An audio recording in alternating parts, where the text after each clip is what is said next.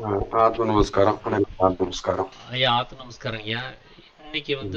அந்த அவதாரங்கள்ல நான்காவது அவதாரம் ஆமா. நரசிம்ம அவதாரம். ஸோ அந்த அவதாரம் நமக்கு உணர்த்தக்கூடிய அந்த யோக விளக்கம் அப்படிங்கிறது என்னவா இருக்கும் அப்படின்னு நான் கேட்டுக்கணும்னு நினைக்கிறேங்க. ஸோ நீங்க தொடர்ந்து ம். பேசலாங்க. ம். இந்த வீடியோ ஆன் பண்ணிக்கலாம்.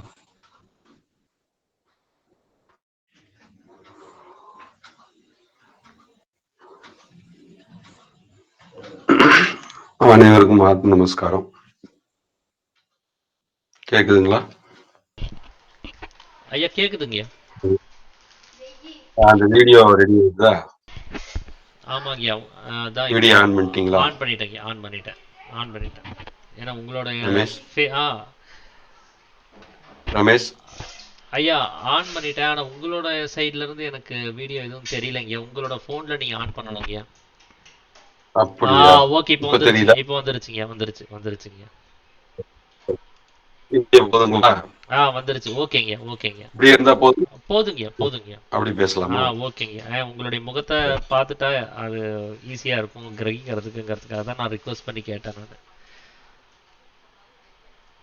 சரி சரி சரி.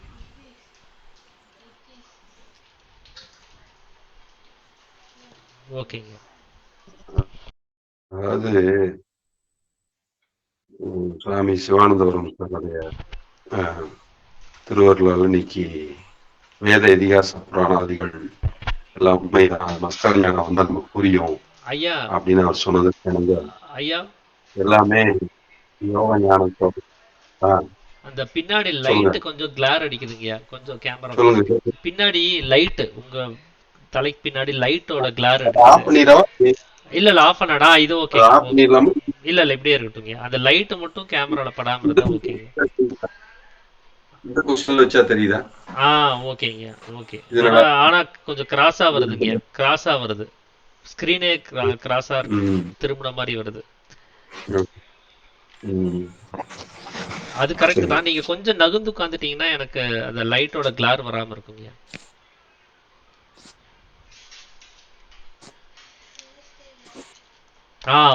ஓகேங்க.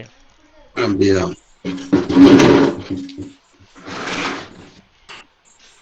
சரி சரிங்க. அப்படியே பேசுங்க. நன்றிங்க. சரி சரி. அப்போ நரசிம்ம அவதாரம் அப்படின்னு விஷ்ணுவோட தர்ச 10 விதமான அவதாரங்கள்ல இருக்குது. அப்ப அது 4வதான அவதாரமா சொல்லப்படுது. அப்போ நமக்கு சிங்கம்ங்கிறது ஒரு ராஜ அம்சமா கருதப்படுது. அதாவது ரஜோகுணத்தோட கொஞ்சம் பேசு. உச்சம். வேலை இருக்குதுங்க. ஆத்ம நமஸ்காரம் ஐயா. பேசு. வேலை இருக்குது. அது நமஸ்காரம். முகம் கிளியரா சரியில்லைங்க. அப்படியா? இப்ப நான் கரெக்டா இருக்குங்க. இப்ப கரெக்டா இருக்குங்க. இப்ப கரெக்டா இருக்குங்க. கரெக்டா இருக்கு. சரி ரைட்.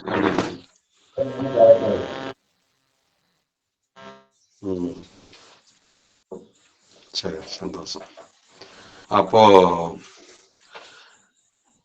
4வது அவதாரமா இருக்கக்கூடிய இந்த நரசிம்ம அவதாரம் வந்து சிங்கத்தினுடைய தன்மையும் மனிதனுடைய தன்மையும் கலந்த கலப்பாக அந்த அவதாரம், அதாவது மனிதன் பாதி மிருகம் பாதிங்கிற மாதிரி அந்த ஒரு கலவையான ஒரு அவதாரமா அது வந்திருக்குது.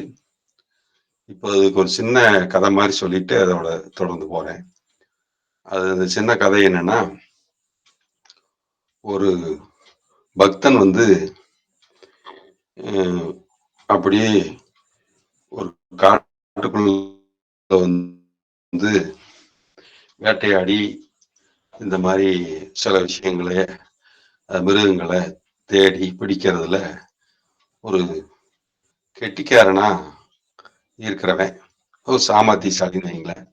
ஒரு சாதாரண வேடன் கூட வச்சுக்கலாம். ஆனா மன உறுதி உள்ளவன். அப்போ கொஞ்ச தூரம், கொஞ்சம் நீண்ட தூரம் டெப்தான ஒரு காட்டுக்குள்ள வந்துடுறான். அடர்த்தியான காட்டு இதுக்குள்ள வந்துடுறான். அப்படி வரும்போது அங்க ஒருத்தர் தவம் பண்ணிட்டு உட்கார்ந்து இருக்கிறத பாக்குறான். அப்ப தவம் பண்ணிட்டு உட்கார்ந்து இருக்கிறத பார்த்த உடனே, இன்னும் இங்க இவ்வளவு பெரிய காட்டுக்குள்ள இப்படி ஒரு ஆளுங்க உட்கார்ந்து இருக்குது அப்படின்னு அவர்கிட்ட கொஞ்சம் பேச்சு கொடுத்து சில விஷயங்களை கேட்கிறான். என்ன ஏது அப்படின்னு சொல்லி கேட்கும்போது, அவரு இந்த மாதிரி நானு ஒரு தெய்வத்தை நினைச்சிட்டு இருக்கிறேன்ப்பா, அதை நான் பார்க்கணுங்கிறதுக்காக அது நான் வெயிட் பண்ணிட்டு இருக்கிறேன் அப்படின்னு சொல்லி அதுக்குதான் தவம் பண்ணிட்டு இருக்கிறேன்னு சொல்றாரு. அப்படியானா அது எப்படி இருக்கும்னு நீங்க சொல்ல முடியுமா? அது இந்த காட்டுல இருக்குதான்னு கேக்குறான். ஆமா, இந்த காட்டுலதான் இருக்குது, இந்த காட்டுலயும் இருக்கத்தான் செய்யுது அப்படின்னு சொல்லி அவர் சொல்றாரு. அப்ப அது எப்படி இருக்கும்னா,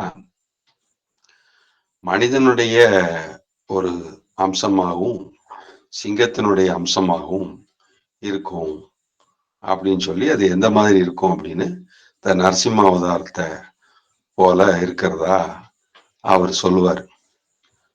அப்போ நீங்க அதுக்காக தானே வெயிட் பண்றீங்க ஐயா, நான் உங்களுக்கு உதவுறேன், எப்படி நான் உங்களுக்கு இன்னைக்கு சாயந்தரத்துக்குள்ள உங்களுக்கு நான் இல்லப்பா, நானே பல காலம் தவம் பண்ணிட்டேன், நான் கண்டுபிடிக்க முடியல அப்படிங்கிறார். ஆனா இந்த வேடனுடைய மன உறுதி, அந்த காட்டுவாசியோட மன உறுதி எப்படி நீ பிடிச்சே தீருவதுன்னு அவன் அலையிறான். அலைஞ்சு அவனுடைய மனதோட சங்கல்பம் காரணமாக, உறுதி காரணமாக, தூரத்துல அப்படி ஒரு உருவம் இருக்கிறத பார்த்து அதை போய் பிடிச்சி கட்டி கொண்டு வந்து இந்த தவம் பண்ணிட்டு இருந்த ஒரு முன்னாடி நிறுத்திடுறான். இதுதானே நீங்க எதிர்பார்த்துட்டு இருந்த உருவம் அப்படின்னு சொல்லிட்டு சொல்லும் போது, ஆமா, ஆனா எனக்கு கிடைக்காது, தவம் பண்ணி கிடைக்காது, உங்களுக்கு கிடைச்சது ஆச்சரியம் அப்படின்னு அந்த உருவத்துக்கிட்டே அவர் கேட்கிறாரு. இது எப்படியா அவருக்கு மட்டும் தரிசனம் கொடுத்தீங்க, எனக்கு? அதாவது அவர் மனதை ஒருமுகப்படுத்தி உறுதியான சங்கல்பம் பண்ணதுனால நான் அவருக்கு கிடைக்க வேண்டியதா போயிடுச்சு அப்படின்னு சொல்லிட்டு அந்த உருவத்துல இருந்து அந்த ஆற்றல் வந்து பதில் சொல்றதா அந்த கதை போகுது. இது வந்து நமக்கு என்ன தெரியுதுன்னா, அந்த மன உறுதியாகிய சங்கல்பம், அதுதான் இங்க ரொம்ப முக்கியமாக. எதையா ஜெயிக்கணும் அப்படின்னா அந்த மன உறுதி தான் வேணும். அத மாதிரி இந்த நரசிம்ம அவதாரம் வந்து ஹிரண்யகசிபு அப்படிங்கிற ஒரு பிரகலாதன், இந்த ரெண்டு பேருக்கும் இருக்கக்கூடியது. இப்போ ஹிரண்யகசிபுங்கிறவர் வந்து தன்னுடைய மகன் தன்னுடைய பேரை சொல்லி தன்னோட பேரும் புகழையும் பரப்பணும் அப்படிங்கிறதுக்காக ஒரு குரு வச்சு உபதேசம் எல்லாம் பண்ணி அவருடைய பெயரை சொல்லி உச்சரிச்சு இது பண்றது மாதிரி அவரு பண்றாரு. ஆனா உண்மையிலே பார்க்க போனா அந்த குரு என்னதான் சொல்லி கொடுத்தாலும் இந்த இந்த நாரதர் வந்து ரொம்ப கர்ப்பமா இருக்கும்போது, குழந்தையா இருக்கும்போதே சில நாராயண நாமம் இந்த மாதிரிலாம் சொன்னதுனால, அதுக்கு ஷார்ப்பா அதை புரிஞ்சதுனால அதோடைய மனதை செட்டிங்கை மாற்ற முடியல. அதனால அந்த குருவாகப்பட்டவர் எவ்வளவோ அவர் பணம் காசு வாங்கிட்டு என்னதான் அவர் சொன்ன மாதிரி அவருக்கு சொல்லி கொடுத்தாலும் அவருக்கு அது மனசுல புரிய மாட்டேங்குது. அதனால திரும்ப திரும்ப அவர் நாராயண நாமம் சொல்ற மாதிரியே இருக்குது. இதெல்லாம் ஹிரண்யகசிபு கேள்விப்பட்டு அவருக்கு எவ்வளவோ நல்ல விதமா பொருள் கொடுத்து சந்தோஷப்படுத்தி எப்படியாவது சொல்ல வைக்கணும் முயற்சி பண்ணி எல்லா முயற்சியும் பிரகலாதனை பொறுத்தவரையில நல்ல ஹிரண்யகசிபு சாதிக்க முடியல. பக்தனா இருக்கிற பிரகலாதன்கிட்ட ஜெயிக்க முடியல. அப்புறம் அதை கடைசியில யானையோட இதுல வந்து அவரை கொண்டுடலாம் அப்படின்னும், அப்புறம் விஷம் கொடுத்தும், இப்படி பல்வேறு ரீதியில ரொம்ப மலை உச்சியிலிருந்து தூக்கி தண்ணியில தூக்கி வீசிடலாம் அப்படின்லாம் முயற்சி பண்ணி பல்வேறு விதமான முயற்சியிலையும் அது எப்படியும் தப்பிச்சு வந்துடுறாரு. மன ஒருமைப்பாடு தெய்வீக அருளால எந்த விதமான எதிர்ப்பு தன்மையும் எதிரித்தன்மையும் அவர்கிட்ட ஜெயிக்கிறது இல்லை. அதனால பிரகலாதன் தப்பிச்சு வந்துடுறார். அப்படி அவர் கடைசியில என்னதான் செய்யறதுன்ட்டு அந்த ஹிரண்யகசிபுங்கிறவரோட அதுங்கிறது என்னன்னா அகங்காரத்தினுடைய உச்சபட்சம், அகந்தை அகங்காரம் அப்படின்னு சொல்லக்கூடியது. அப்போ அது வந்து இப்ப என்னதான் முடிவா சொல்ற, உனக்கு என்னதான் அந்த தத்துவத்தை பத்தி தெரியுது அப்படின்னு சொல்லும்போது, இறைவன் எங்கும் நிறைந்திருக்கிறான், எல்லா பக்கமும் இருக்கிறான், எந்த இடத்துல இருந்து வேணாலும் அவரால் வெளிப்பட முடியும் அப்படின்னு சொல்லிட்டு சொல்லுவாரு. அப்போ அப்படி அது உண்மையானா இந்த தூண்ல இருப்பாரா, இல்ல எந்த தூண்ல இருக்காரு சொல்லு. அப்ப நான் அதை உடைச்சு அந்த தூண்ல இருந்து அவர் வெளியே கொண்டு வரேன். அப்படி ஏதாவது உண்மை இருந்தா சொல்லு அப்படின்னு ஒரு தூணை சொல்லி இந்த தூண்ல இருக்காரு அந்த தூண்ல இருக்காருன்னு காட்டும்போது, தூணிலும் இருப்பார் துரும்பிலும் இருப்பார்னு காட்டும்போது, இந்த தூண்ல இருக்காருன்னு காட்டும்போது ஆமா இந்த தூண்லயே இருக்கிறாரு அப்படின்னு சொல்லி சொல்லுவாரு. கடைசியில அந்த தூண் அப்படியானா அத ஒரு தன் கையில இருக்கிற கதாயுதத்தால ஓங்கி ஹிரண்யகசிபு ஆங்காரத்தினால அது தட்டுறான். அப்போ அது தூணு உடைஞ்சி தூணை பிளந்துட்டு நரசிம்ம அவதாரம் வெளிப்பட்டு வந்து ஹிரண்யகசிபு வந்து சம்ஹாரம் பண்ணுது.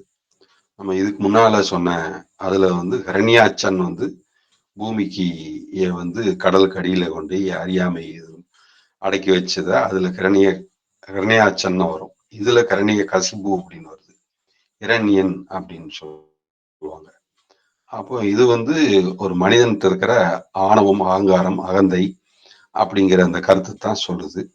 அது வந்து மனதுக்கு ஒரு சில போதனைகளை பண்ணி அந்த மனதை தன் வசப்படுத்தி இந்த மனது அகங்காரத்தினுடைய சொல்ல கேட்டு அதுதான் நிஜம் அப்படின்னு உலகியல் காரியங்களை வெற்றி பண்ணி அதர்ம வழியில தான் ஆட்சி ஆளணும், அதர்ம வழியில் தான் வாழணுங்கிற முயற்சியில இருக்குது. அதை வந்து ஒரு பக்தனா இருக்கிறவன் தவம் பண்றது மூலியமா தெய்வீக தன்மையை தன் இடத்துல கொண்டு வர்றதுக்கு இந்த அகங்கார நீக்கம், அகந்தை நீக்கம் பண்ணுவதற்காக அதை நீக்கிறதுக்கு அந்த பரமாத்ம அம்சம், அதாவது அந்த ஜட சரீரத்துல ஒரு தெய்வீகத்தினுடைய தன்மை, தெய்வ பிரகாசம் அது உள்ள வந்து ஓங்குது. ஓங்கி அது வெளிப்படக்கூடியதுதான் நரசிம்ம அவதாரம் அப்படின்னு சொல்லிட்டு சொல்றாங்க. அப்ப அது வந்து மார்பை பிளந்து, நகத்தை வைத்து மார்பை எல்லாம் பிளந்து, அது அகங்காரத்தினுடைய வெவ்வேறு ரூபங்கள், அதான் நகத்துல இது பண்றது, அதெல்லாம் கூட பிரிச்சு மார்பை பிளந்து பண்றது மாதிரி அந்த குடல்ல எல்லாம் எடுக்கிற மாதிரி அது ஒரு காட்சியாக காட்டுவாங்க. அந்த சாவதான படத்துல கூட அந்த மாதிரி காட்சி உண்டு. அப்ப இதெல்லாம் வந்து அந்த பழைய நூல்கள்லயும் அந்த மாதிரி கொடுக்கப்பட்டிருக்கு.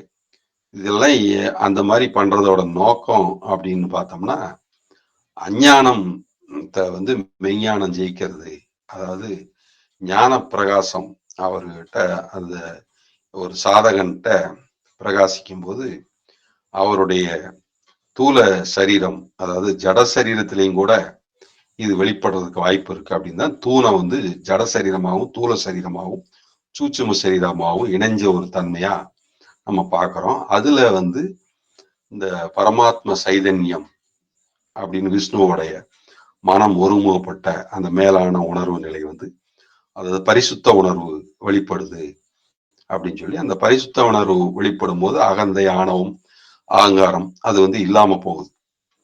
அதுதான் இதோட தாற்பயமா நமக்கு இருக்குது.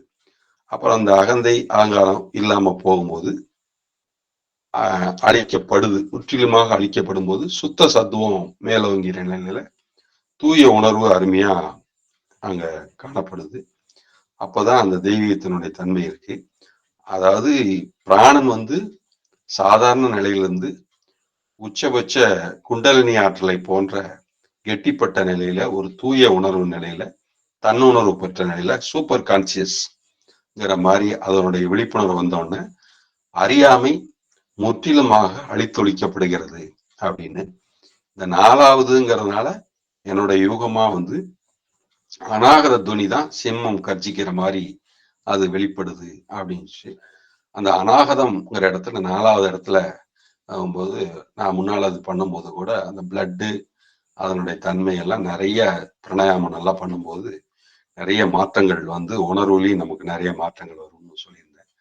அந்த அடிப்படையில இந்த அநாகத துணி கேட்கறது அப்படிங்கிறதுக்காக ஒரு உதாரணத்தை காட்டுறதுக்காக அவங்க அந்த மார்பை வந்து உதாரணமா சொல்லியிருக்கிறாங்க.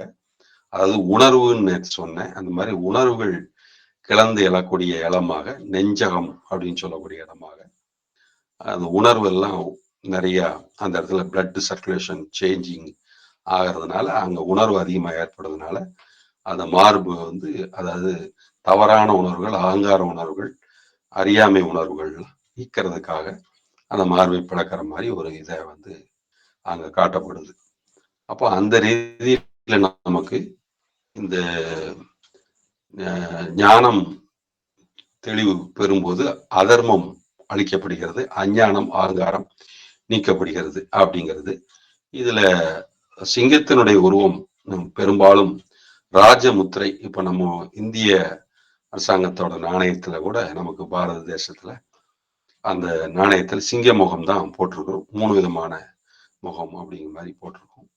இப்ப இதெல்லாம் வந்து பல்வேறு காலகட்டங்கள்ல சிங்கத்தை சிங்காசனம் அப்படின்னு தான் சொல்லுவாங்க. அது ரொம்ப ஆரம்பத்துல சாலமன் காலத்துல இருந்து கூட அதை வந்து சிங்காசனம் அப்படிதான் சொல்றது வழக்கம். அப்போ அந்த சிங்கத்துக்கும் இந்த ராஜ்யத்தை பரிபாலனம் செய்வதற்கும் என்ன தொடர்பு இருக்குது? காட்டுக்கு ராஜா சிங்கம் அப்படிங்கிறதுனால அது இருக்குதா அப்படின்னு கேட்டா என்ன அப்படின்னா, இப்ப சாதாரணமா காளை வாகனம், மாடு, குதிரை போன்றவையெல்லாம் பார்த்தா அந்த கண்ணு வந்து கொஞ்சம் பக்கவாட்டுல இருக்கிற மாதிரி இருக்கும், நேரம் முன்னாடி இருக்காது, கொஞ்சம் சைடா இருக்கிற மாதிரி இருக்கும்.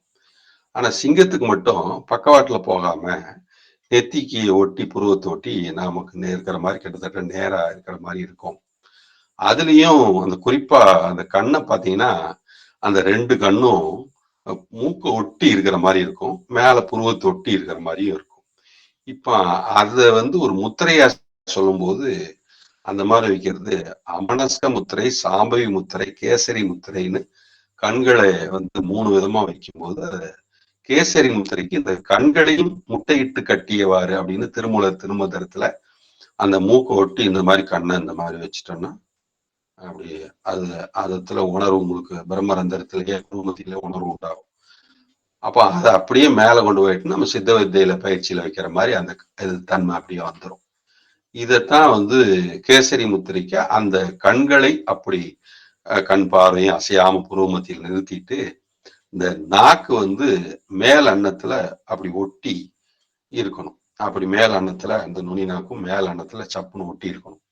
அப்படி ஒட்டி இருக்கிறதும் இதுக்கு பேர் கேசரி முத்திரைன்னு பேர். அப்படி கேசரி முத்திரை போடுவது மூலியமா பிராணன் வந்து எங்கும் வீண் போகாம நேர உள்முகமாக மேல்முகமாக போகும். அப்படி அந்த பிராணன் மேல்முகமாக போடும்போது நம்மளுடைய ஜீவசக்தி ஆகிய குண்டலினி ஆற்றல் வந்து விழிப்படையும். அது வந்து கான்சியஸ்க்கு அது ரொம்ப உகந்தது. ஒரு தடவை கான்சியஸ் வந்துருச்சுன்னா அதுக்கப்புறம் அது ஷார்ப்பாயிட்டே இருக்கும், அதிகமா வளர்ந்துட்டே இருக்கும். அது முதல் தடவை கொஞ்சம் ஏதாவது ஒரு மாற்றம் தெரிஞ்சு மனசு கொஞ்சம் தடுமாறுறது மாதிரி இருக்கிறதுனால முதல் தடவை குண்டலினி இந்த பிராணன் சுத்தியாகிறது இதெல்லாம் கொஞ்சம் நம்ம அனுபவத்துக்கு தெரியும். ஆனா பிற்பாடு வந்து நைஸா மைல்டா வந்து நமக்கு அந்த மேல வந்து அந்த பிராணனுடைய ஆற்றல் தானாக போய் இந்த பிடரி மார்க்கம் காணே அப்படின்ட்டு இந்த மயிறு சிலித்துட்டு இருக்கிற மாதிரி இருக்கக்கூடிய உணர்வு மாதிரி அந்த தெய்வீக அனுபவம். இத மாணிக்கவாசகர் சொல்லும்போது தோணோக்கம் ஆடோமோ அப்படின்னு தோல் அப்படி கொடுங்குற மாதிரி ஒரு தெய்வீக உணர்வு மாதிரி ஒரு புல்லரிக்கிற மாதிரி ஒரு உணர்வு உண்டாகும். அந்த மாதிரி இருக்கும்போது அந்த ஆற்றல் மேல் நோக்கி பாயுதுன்னு அர்த்தம். அந்த மாதிரிலாம் நமக்கு ஏற்படும். அப்போ அந்த மாதிரி எல்லாம் சில அனுபவங்கள்லாம் உண்டாகும். அப்போ அதுக்கு தகுந்த மாதிரி உங்களுக்கு உங்களை சுத்தி நடக்கிறதும் சில சிறப்பா சில வேலைகள் நடைபெறதும் உங்களால சரியா உணர முடியும். இது வந்து உங்க அனுபவத்துல நீங்க பார்க்க முடியும். அப்படி அந்த தெய்வீகத்தினுடைய ஆற்றல் வந்தோடனே அறியாமை, அகங்காரம், ஆணவம், அகந்தை இது எல்லாமே படிப்படியா வந்து அது சுத்தமாவே இல்லாம போயிடும். அப்புறம் தன்மையாகவும் சாந்த சுரூபமாகவும் சாந்த சித்தனாகவும் நம்ம இருப்போம். இந்த நரசிம்ம அவதாரத்துக்கு அந்த சிங்கத்தை ஒரு உதாரணமா காமிச்சது இந்த முத்திரை அறிந்தவனை ஞானின்னு அகத்தியர் சொல்றாரு. அது மாதிரி சில முத்திரைகள் இருக்கு.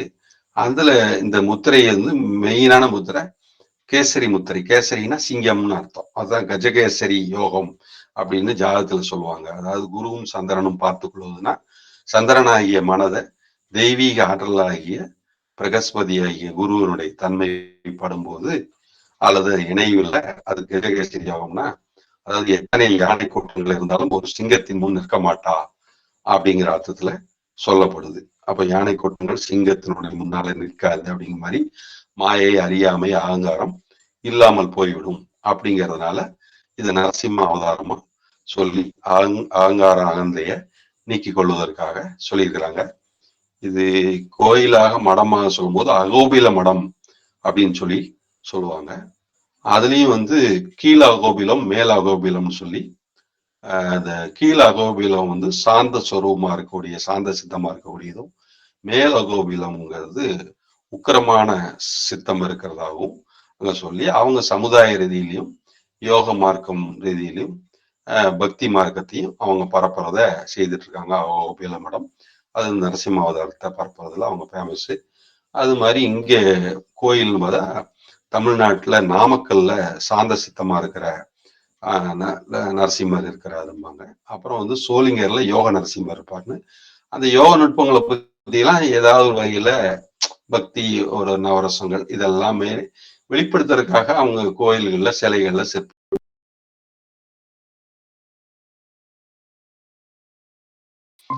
உணர்ந்து கொள்ள முடியுங்கிறதுனால அந்த காலத்துல கோயில்களே பாடசாலைகள் மாதிரி நமக்கு படம் பாடம்ங்கிற மாதிரி தேர்கள்ல காட்டி இந்த மாதிரி காட்டினதுனால அந்த மாதிரி சில ஏற்பாடுகளையும் புறத்திலையும் செய்து வச்சிருக்கிறாங்க. அதை ஞானம் உள்ளவர்கள், சூட்சும அறிவு உள்ளவர்கள் சூட்சுமமா புரிஞ்சுட்டு அதுல அவங்க வெற்றி பெறட்டும் அப்படிங்கிறதுக்காக சில ஏற்பாடுகளை செய்து வச்சிருந்தாங்க.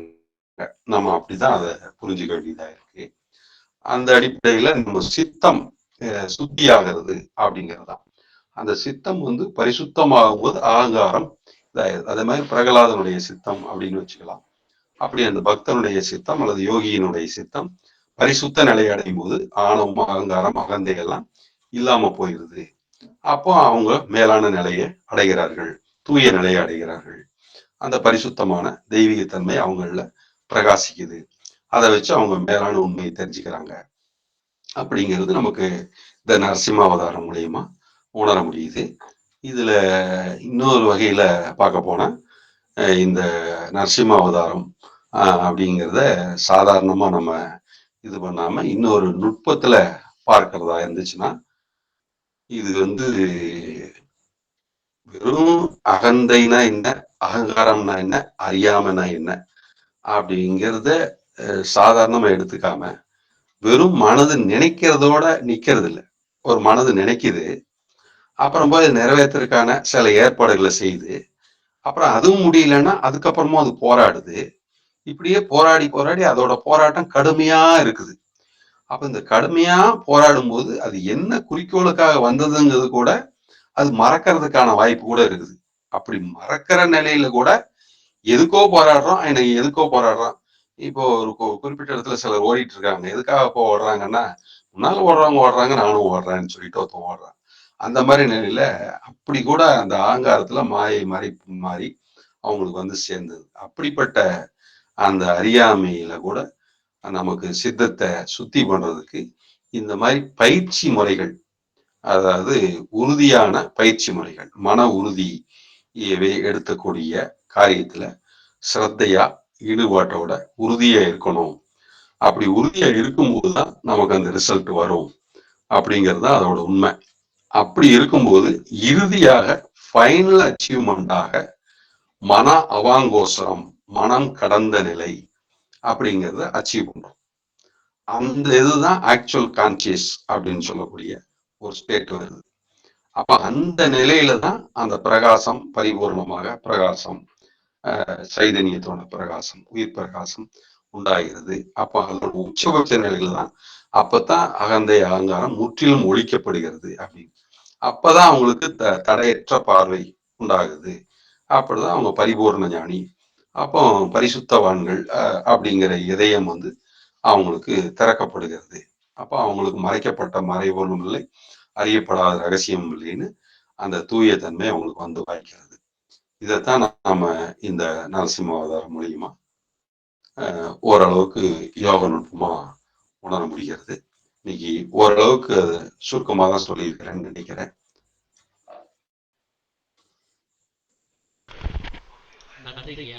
நல்ல விதமாக புரிஞ்சது.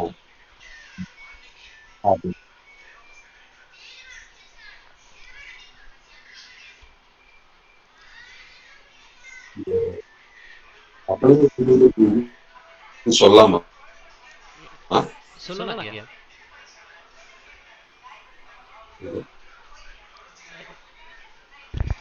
சொன்னது வந்து சொல்லலாமா? ஐயா சொல்லலாம் ஐயா. நகை ஏதோ போனதா சொன்னாங்க, என்னன்னு தெரியல. அது கொண்டு வந்தாங்க. அதான் அது வந்து நகை ஏதோ கொண்டு வந்தாங்க, அது ஏதோ ஒரு ஆசிரமத்துல ஹேண்ட்பேக்ல வச்சிருந்தாங்க, அது காணோம் அப்படின்னு சொல்லிட்டு ஒரு இது கேள்வி இருந்தது. அந்த